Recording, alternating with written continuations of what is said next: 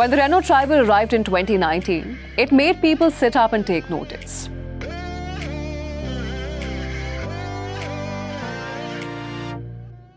The response was strong enough for the Triber to cross the 100,000 unit sales mark within just 30 months of launch.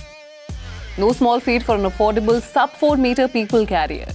And since then, demand has ebbed, but the Triber still accounts for nearly half of Renault India's sales, which makes it less a niche product and more a pillar for the brand.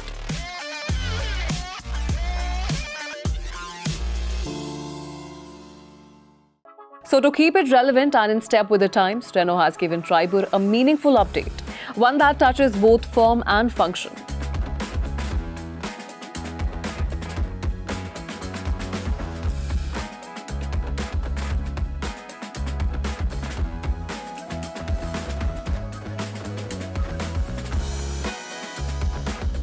The updated Triber gets a reworked front and rear, new bumpers, a sculpted bonnet, fresh LED lighting and subtle side decals.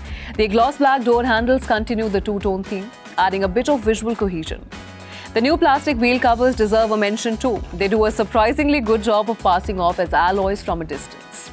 Overall, the facelift adds a touch of muscle to the Triber. It's still clean and functional, but now with a little more sharpness.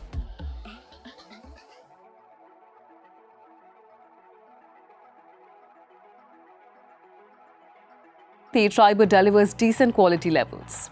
Renault has clearly worked on the cabin. The updated theme and design go a long way in making it feel a bit more premium now.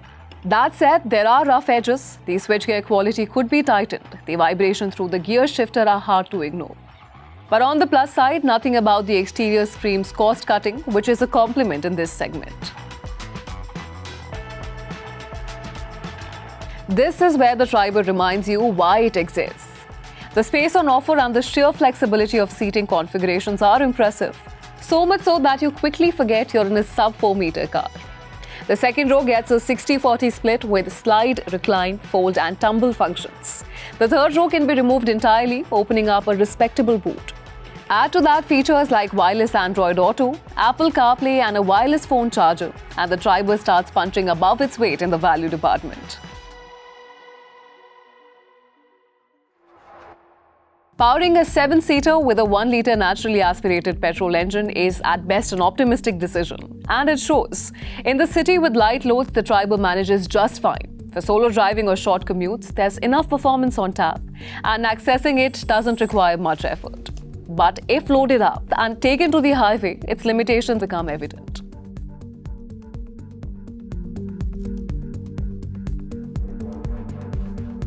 The Triber's ride quality is generally well judged. Even with just one occupant, the suspension does a commendable job of absorbing broken city roads. Sharp potholes taken at speed can send a noticeable jolt through the cabin, but it never feels unsettling enough to be a deal breaker. The Seat Secura drive tires offer adequate grip, and overall the car feels composed for what it's designed to do. The Triber has come a long way since its early days and it gets many things right. But there is room to grow. The steering, for instance, could do with a wee bit more feedback and weight. A light steering is a bliss in parking lots, but at speed it can feel detached.